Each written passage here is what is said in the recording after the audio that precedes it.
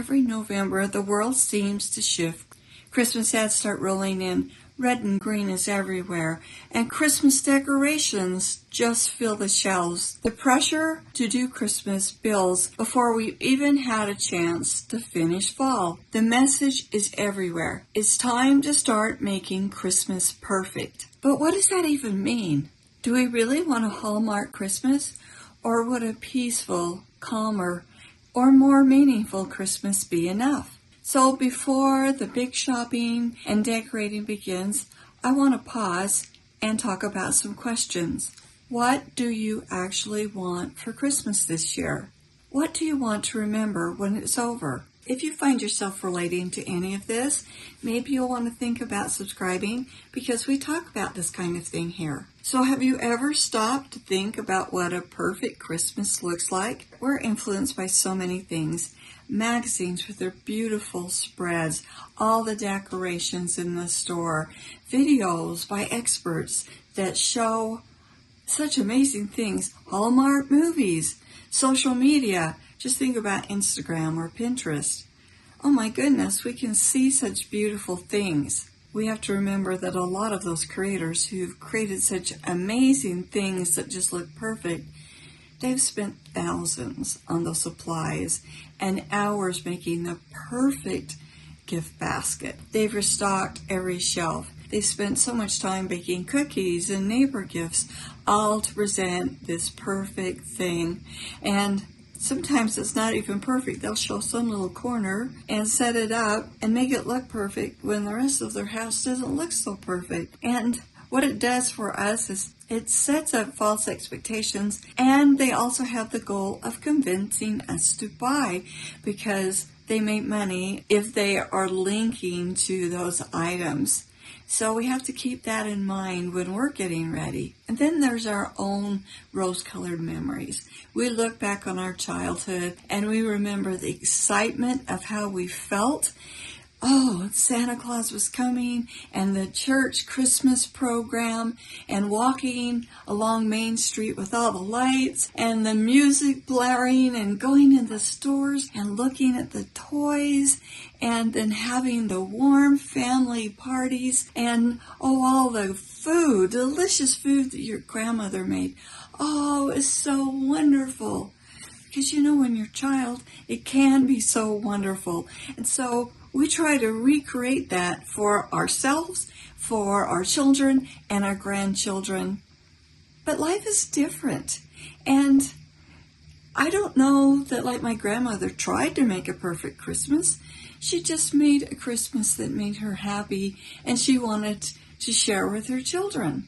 There weren't Hallmark movies. There wasn't social media. Nobody was trying to have a perfect Christmas. But when you're a child, any little thing can feel like perfection. Oh, in our little town, we had the band concert. The music department would have a band concert in the gym. Everyone around the east side of this county came because they all wanted to see their child perform, and they wanted to support it, and they just enjoyed the Christmas music, and that was the one place they could get it. So we look back on those memories, and somehow we associate that with perfect, and we want to have it perfect too. I think that our parents and our grandparents just chose what they preferred best, and they let go of all the rest of it. They didn't try to make everything, and I know, like in my home and in my grandmother's home, they just got out the decorations they had, and it was a tradition to see those things around. And sometimes my mom would add to it. She'd see something in a store and she'd put it up, but it just wasn't crazy. And we look forward to it. We look forward to decorating that as much as I look forward to decorating now. And I have a lot more decorations than they did. It wasn't how many decorations we had. It was the excitement of decorating, no matter how few decorations we had. One year I volunteered to have our family Christmas party, and I made a video about it because it was such a disaster. But I had kind of decided I was going to have it perfect. And I was cleaning the house, and I was cleaning in a way that was kind of nuts. I was cleaning the fans, the top of the shelves, and I was just working all day to make sure everything looked perfect. And I was saving enough time to make a soup at the end and finally clean the kitchen floor and those things in that area. I had it in my mind that it was supposed to start at 6. So I thought, we'll have that last hour and I'll do these last things and then I'll get myself ready and then it will be all great by 6. But I had the time wrong. And they all started showing up at 5. And I didn't have the soup ready. And I was just like, oh, my words. I didn't have the table set. I didn't have any of the important things done. They helped me make the soup and it ended up fine. But I learned an important lesson. If I'm going to have a party, I'm going to focus on the things that really matter, like the food, and forget about the rest. If I happen to have time to do some of that, that's fine. But that big funny moment came because I was trying to do it perfect. I was trying to Hallmark movie it, I think. Let's talk about the Hallmark movie myth. Because it is a myth. Those movies are fun. My husband enjoys them a lot for some reason. But you think about what those women are doing. They're running businesses. They're meeting men that they don't like at first, and then they fall in love. And they decorate their homes in some magical, huge way, and they're baking, and they're going ice skating, and they're participating in local parties and programs. It's really nuts when you think about it. In real life, if we tried to do all of that, we'd be exhausted. That kind of schedule just isn't sustainable. And yet, without even realizing it, that subconscious of ours absorbs the idea that this is what we need to do. And then there's social media. You see these restock videos, people buying all new decorations to decorate their home in a massive way, and all these hauls of Christmas gifts and Christmas items. They're either spending thousands of dollars for that stuff or the companies are sending it to them. It's not realistic, and honestly, it's not healthy. Chasing that kind of content can make us feel like we're not enough, or like we need to spend more, do more, or just be more to measure up. A magical Christmas is not found in performance. It's found in presence, as in presence. Being there, being in the moment, enjoying the moment. It's not about recreating a movie set. It's about creating moments that matter. This is where I want to introduce a new idea. The do not do list. That's where you decide ahead of time what you're not going to do this year. Maybe this is the year you decide you're not going to do neighborhood gifts, especially not fancy or expensive neighbor gifts. Maybe you decide you're not going to cook 10 varieties of cookies. Maybe you're not going to attend every single holiday event. Maybe you're not going to overspend on gifts. If we don't make those decisions before the end of November and the first part of December, it's so easy to get just rolling with that, and before we know it, we've done things we really shouldn't have done. I've had that trouble with buying gifts ahead of time, trying to get all prepared, and then there'd be one more thing, and then one more thing, and oh, this is cute. And before I knew it, I had overspent. So this year, I've decided, here's my budget, and I'll take care of it when it's really close to Christmas, and then that will be it. So decide now and write it down.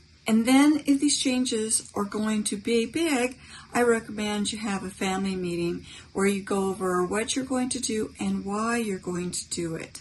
You might find out that they're really supportive of the changes. For me, this lesson came slowly, and I wish I'd come up with this years ago. I remember for most of our married life, we really didn't have a lot of money, so I was really careful with the gifts I gave. And then I discovered secondhand stores. In the town we lived in, there was an amazing secondhand store because there was a military base there and a lot of civil servants, and they would move. So they'd be there and then they would move, and rather than move all that stuff, they would donate it. So you'd have vast amounts of things that had barely been used. And I found all kinds of clothing and toys, and because it was so inexpensive, I bought a lot. And then it started creating this expectation for my children that they would get a lot.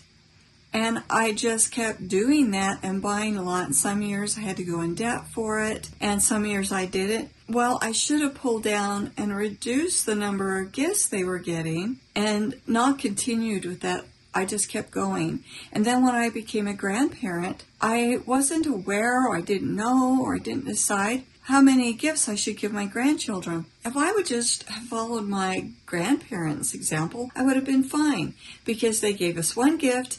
They gave it to us on Christmas Eve when we had our Christmas Eve party, and then their gifts didn't get mixed in with Santa Claus and all of that bigger amount, and we were so excited to get that one gift because it was the only gift we got on Christmas Eve. If I would just have done that, I would have been fine. Last year, after we had that kind of disaster, and I made that video about it, my daughter saw the video, and we got together, and we decided what we are going to do, and she said, "Mom, I'm the mom now. I'm the one that should be doing things. You're the grandma. You should just come and enjoy." I love that attitude. And of course, I will do things. This is my home, and I'll do things. But I am going to step back in certain ways and let her be the mom, me the grandma. And I'm actually really looking forward to it. And I've already had some discussions with my granddaughters. Okay, we're going to only do one thing this year. Would you like a gift, or would you like me to take you and do something? And they both decided they wanted to spend some time with me. So you just never know. I wish I'd had that talk with them before. But you see, I've thought it through. I'm just not going wild and buying things. I bought one set of bulbs because I'm introducing one new color, and that's it. I think I spent $12. I wish I'd done that ahead of time. So this getting prepared and thinking through or doing this time of year can be really helpful. So what can we really do to embrace imperfection during the holidays? Challenge your all or nothing thinking. Christmas doesn't have to mean that every tradition happens, every event, every recipe. Choose the few that matter and let go of the rest. Shift your mindset. Redefine success. To me, calm and peace and joy and love equals success. Write down the things you're intentionally skipping this year. Predetermine what good enough looks like for you. Maybe it's one type of cookie, maybe it's decorating one thing, maybe it's this kind of gift, or gifts that don't take a lot of work. Whatever you decide what works, then when you do just that, you're not going to feel guilty about it, that you didn't do more. Time management. Batch your errands. Keep your daily life simple. Easy recipes. Lighter housework. Don't push yourself to get too tired. That way you can use your energy toward things that really matter and that feel really important to you at this time of the year. Remembering what's important to you. Is the birth of Christ really important to you? Then focus on that.